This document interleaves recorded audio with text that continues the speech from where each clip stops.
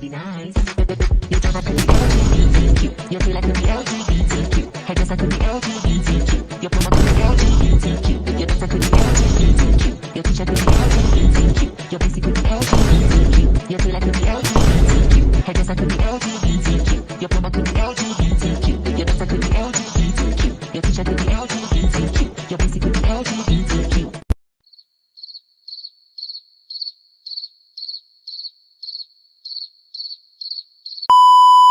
Sin City wasn't made for you.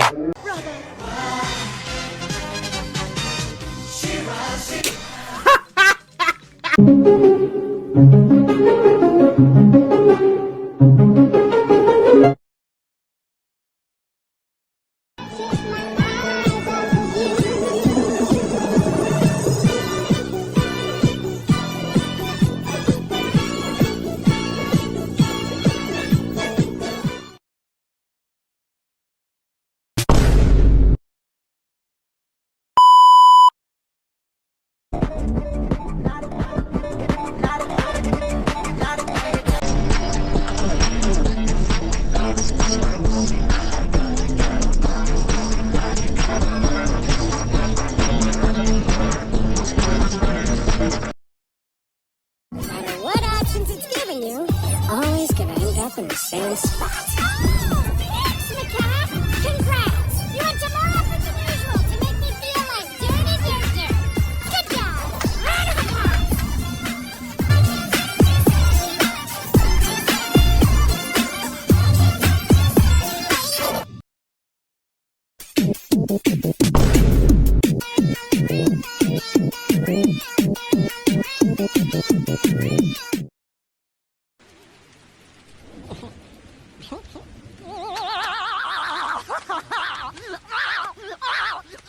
Shout Then she learnt her lesson, that spoilt little sprout. All I can see is plum crap. The true meaning of Christmas and It should be someone expendable, like Jay.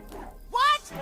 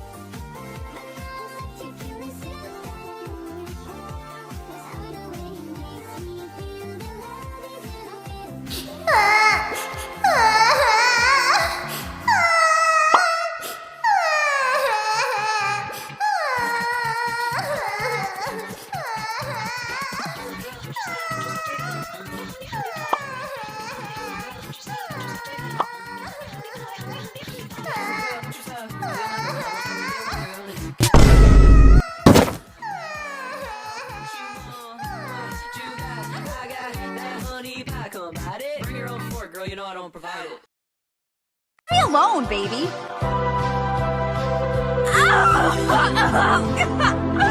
You're my baby. You're my baby, and I love you so much. Oh, God. That's why your shoes raggedy. That's why your mama dead. Dead as hell. What shoes she got on? What shoes she had on her casket? That's why your granny ain't. Best friends forever. Yeah!